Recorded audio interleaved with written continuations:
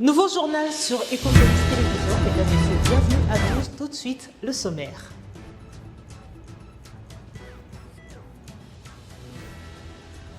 Lueur d'espoir dans la province du Sud-Kivu, le groupe AFC M23 amorce son retrait de plusieurs localités. Les rebelles s'éloignent d'Uvira sous la pression diplomatique de Washington. Nous ferons le point sur la situation sécuritaire sur le terrain.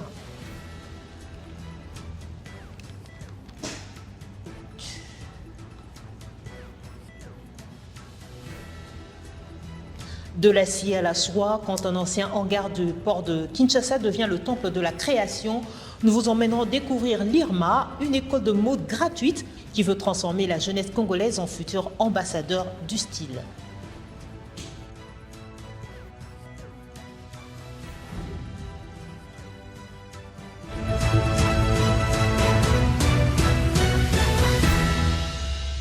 C'est un développement majeur sur le front de l'Est de la République démocratique du Congo qui apporte un souffle d'air aux populations du Sud-Kivu. Après avoir menacé la cité stratégique d'Uvira depuis décembre dernier, les combattants de l'AFC M23, soutenus par le Rwanda, ont entamé un mouvement de retrait de plusieurs localités de la province. Ce repli ne doit rien au hasard. Il est le résultat direct d'une pression intense exercée par les États-Unis. En tant que médiateur, Washington avait exigé que le mouvement rebelle recule ses positions à au moins 70 km au nord d'Uvira. Le point avec nos confrères d'Africa News. Le groupe rebelle AFC M23, soutenu par le Rwanda, s'est retiré de plusieurs positions stratégiques dans la province du Sud-Kivu, dans l'est de la République démocratique du Congo. C'est l'armée régulière qui en a fait la déclaration confirmée lundi par un responsable rebelle. Ce retrait fait suite à la pression militaire exercée par les FARDC et l'action diplomatique de Washington, a déclaré à Reuters un porte-parole de l'armée congolaise. Il s'agit du premier mouvement notable sur la ligne de front depuis que les rebelles ont brièvement occupé la ville d'Uvira en décembre dernier, avant de se retirer poussés par les États-Unis. Il intervient 2 semaines après que la Maison-Blanche a imposé des sanctions à l'ancien président Joseph Kabila pour ses liens présumés avec l'AFC M23. Les rebelles se sont repliés de Kabunambo vers Luvungi, près de 30 km plus au nord, en direction de la capitale provinciale Bukavu, leur ancienne position avant leur avancée sur Uvira. Les familles congolaises qui avaient fui les violences l'année dernière pour se réfugier au Burundi voisin ont commencé à rentrer chez elles, ont déclaré à Reuters un responsable de la société civile de la localité. Coopération bilatérale renforcée entre Kinshasa et Kampala. Le président de la République, Félix-Antoine Tshisekedi, a séjourné lundi dernier en Ouganda, répondant à l'invitation de son homologue Yoweri Museveni au-delà de la cérémonie d'investiture tenue mardi au Kololo Ceremonial Grounds. Ce déplacement a été marqué par une volonté claire de rapprochement économique. Au total, 6 nouveaux protocoles d'accord ont été signés pour consolider l'intégration entre les deux nations. Suivez.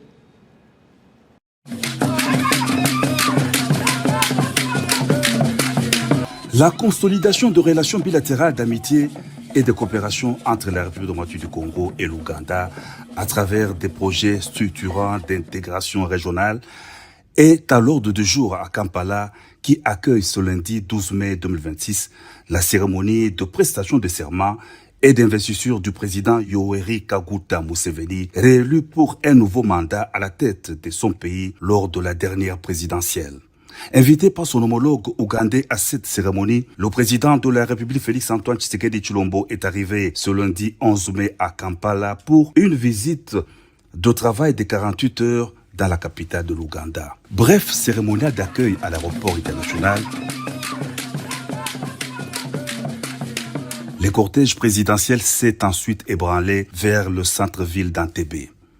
Premier temps fort de la journée, la rencontre de 2 chefs d'État au State House, le palais présidentiel. Le président de la République Félix-Antoine Tshisekedi Tshilombo a été chaleureusement accueilli par son homologue de l'Ouganda, Yoweri Museveni. Chaud de poignée de main, les 2 hautes personnalités ont eu un tête-à-tête d'1 heure, élargi à quelques membres du gouvernement congolais et ougandais.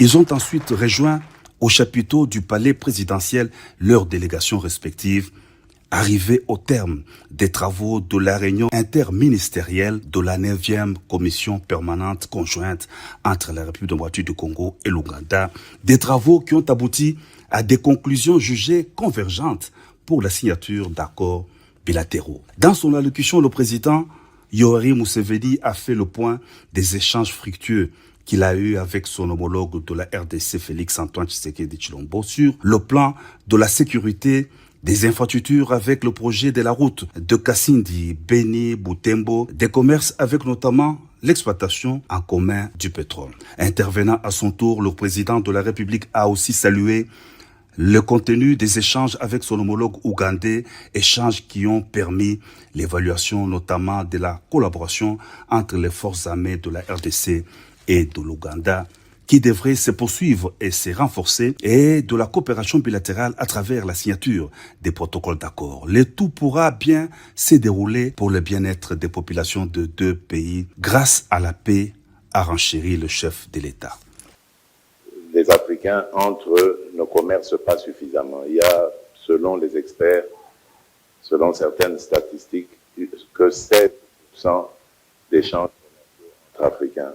Le reste des échanges, nous, Africains, le faisons avec le reste du monde. C'est inacceptable. J'estime que la priorité doit être donnée aux Africains. La rencontre de deux chefs d'État a été sanctionnée par un communiqué conjoint et la signature des protocoles d'accord issus de la réunion interministérielle de la 9e commission permanente conjointe entre la RDC et l'Ouganda, 6 au total dans le domaine de transport, la coopération entre l'autorité ougandaise des zones franches et l'Agence nationale de promotion des exportations, le renforcement du commerce bilatéral, l'administration publique, les technologies de l'information et de la communication, l'utilisation interétatique des ressources et des sauvetages et le développement du tourisme.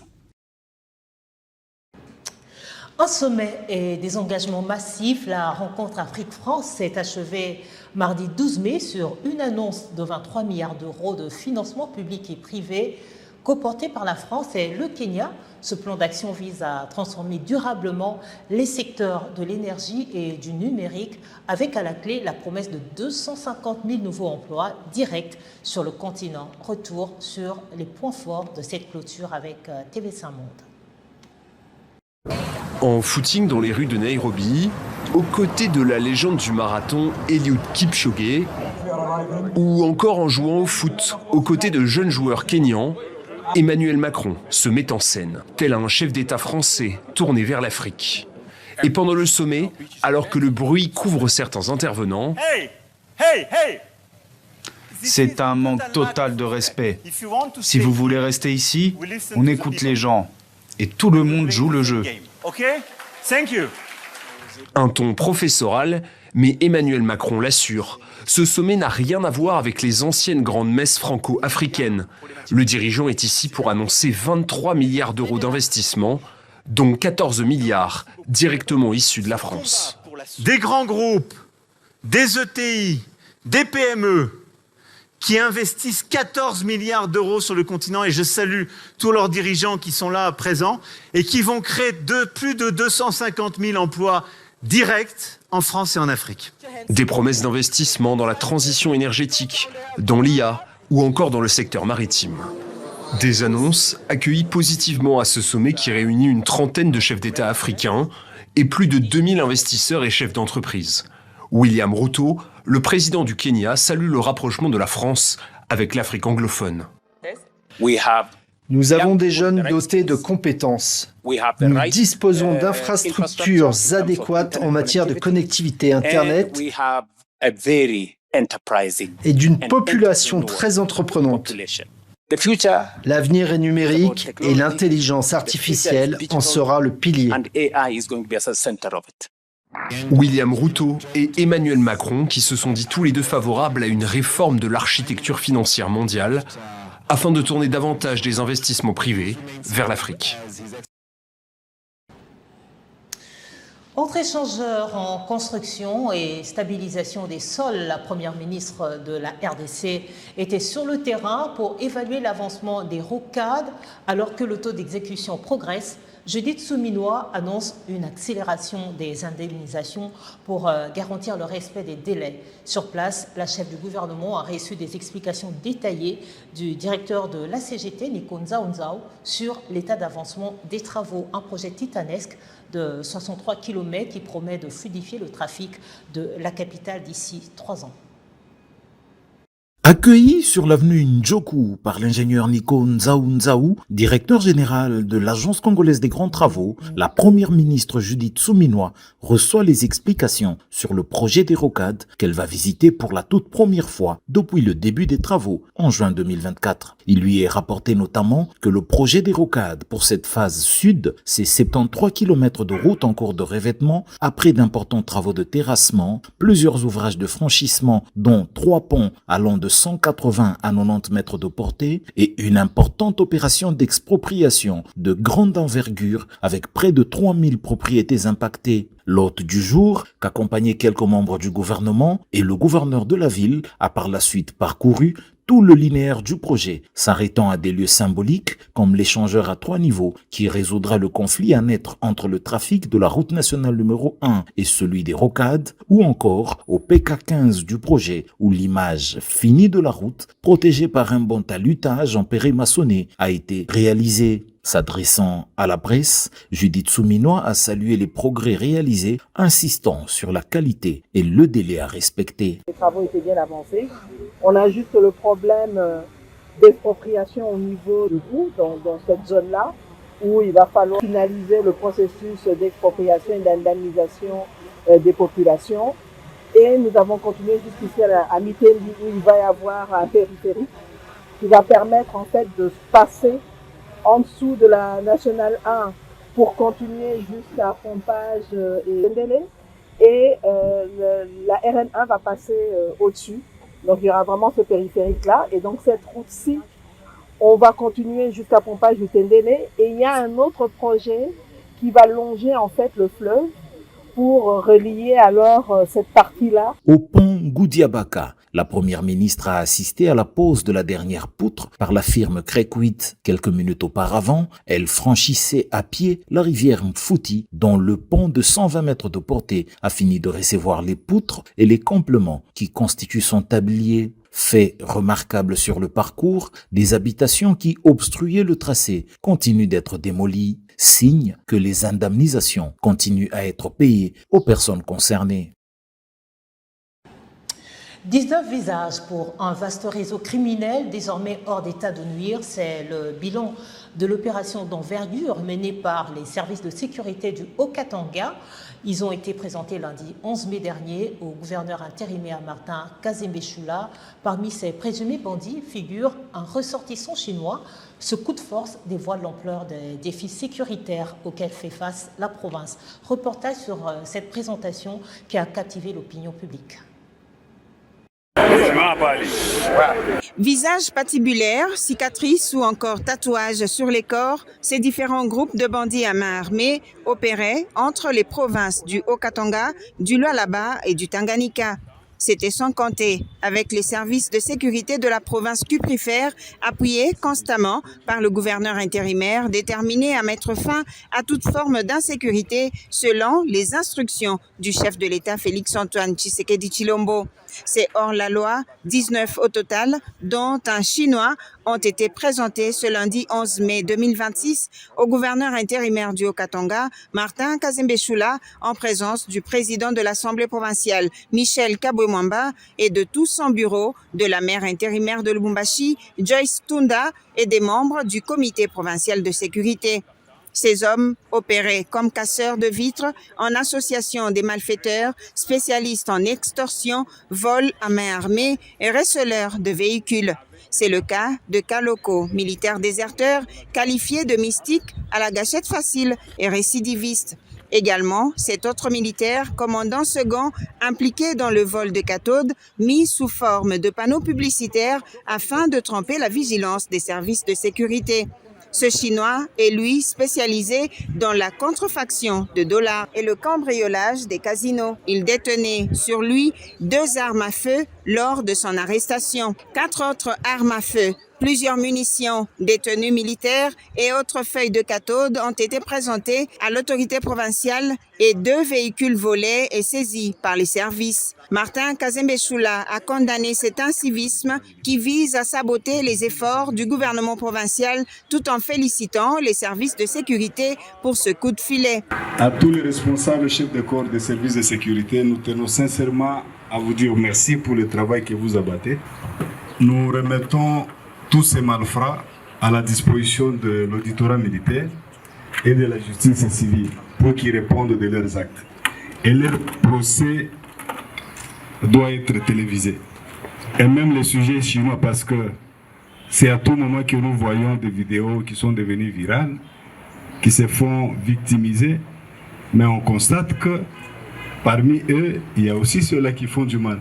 Les différents groupes de malfrats ont été mis à la disposition de la justice militaire pour qu'ils répondent de leurs actes. Pendant ce temps, la traque se poursuit afin de mettre hors d'état de nuire tous les autres auteurs d'actes inciviques qui troublent la quiétude de la population.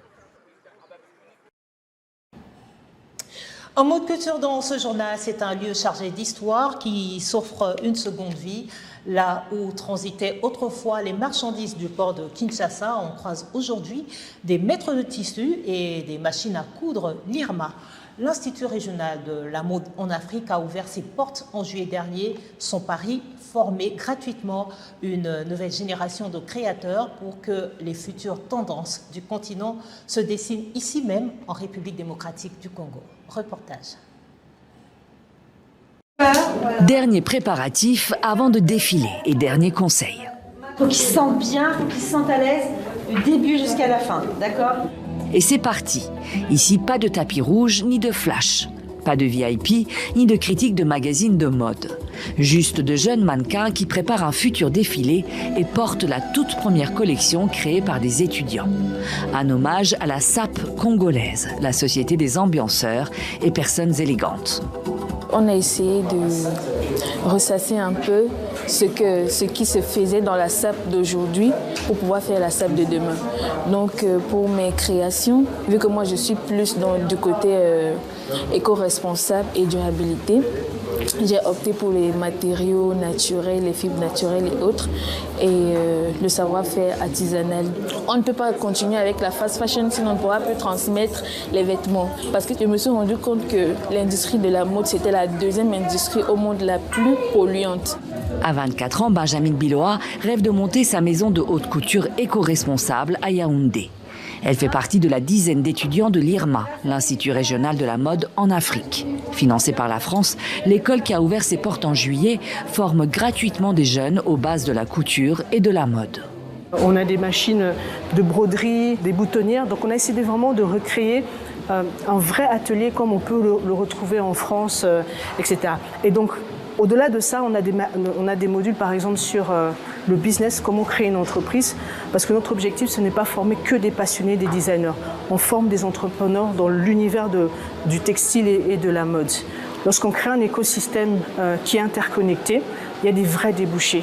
Et ce n'est pas des projets sexy, c'est des projets qui changent des vies. Des vies comme celle de Jules Kompava, qui vivait dans la rue à Kinshasa lorsqu'il a décidé de tenter sa chance à l'IRMA. Plus tard, j'aimerais devenir une grande star, faire connaître ma marque et avoir une académie de mode pour donner la chance aux enfants de la rue. L'Institut espère former des dizaines de jeunes comme Jules et Benjamin, dénicher des talents et promouvoir la mode en RDC et sur le continent. En Afrique, le secteur de la mode reste très fragile face à la concurrence des textiles à bas prix importés d'Asie.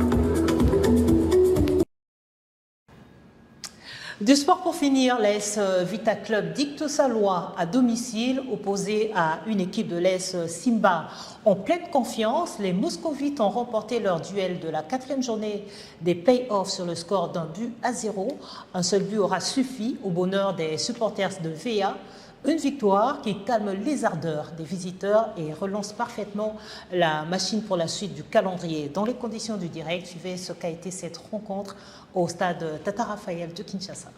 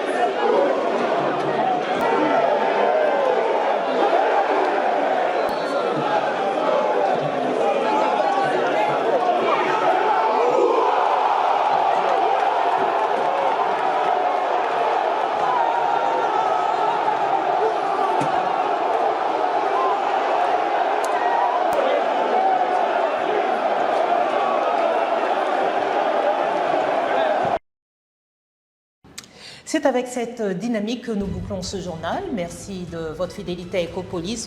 On se retrouve très vite pour de nouveaux titres de l'actualité. Bonsoir sur vous.